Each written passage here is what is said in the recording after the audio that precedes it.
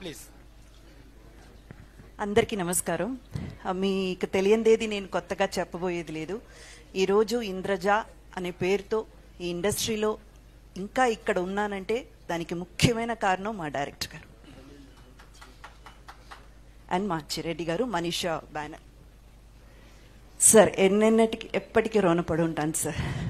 అస్సలు నా ప్రతి ఇంటర్వ్యూలో నా గురించి నేను చెప్తున్నానో లేదో ఒక్క ముక్క మీ గురించి లేకుండా ఉండదు. అది ఒక తెలుగులోనే కాదు, తమిళ్, మలయాళం అని నేను ఏ భాషలో చేసినా నా ఫస్ట్ థ్యాంక్స్ మీకు చెప్పే ఆ ఇంటర్వ్యూ నేను స్టార్ట్ చేస్తాను. You mean so much sir. నా లైఫ్ అసలు ఫుల్ఫిల్ అయ్యేది కాదేమో. మీరు ఒక ఏంజల్ లాగా, God has sent you as an angel to my life.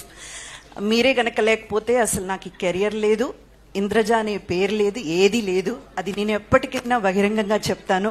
Thank you sir, thank you so much.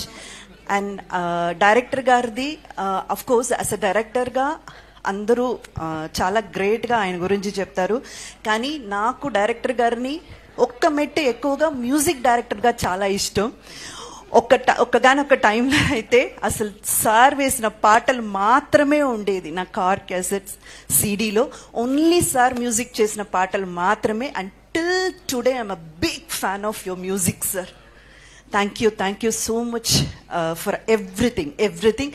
And ఒక చిన్న గిఫ్ట్ మీకోసం తీసుకొచ్చాను సార్ నేను.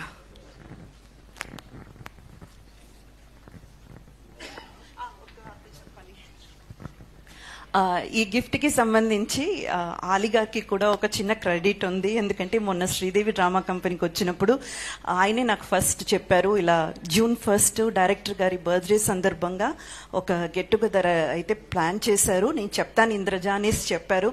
సో ఆ టైంలో ఆయన చెప్పడం వల్ల, అంత టైం నాకు దొరకడం వల్ల ఈ గిఫ్ట్ నేను రెడీ చేయగలిగాను. థ్యాంక్ యూ అలి గారు, థ్యాంక్ యూ సో మచ్.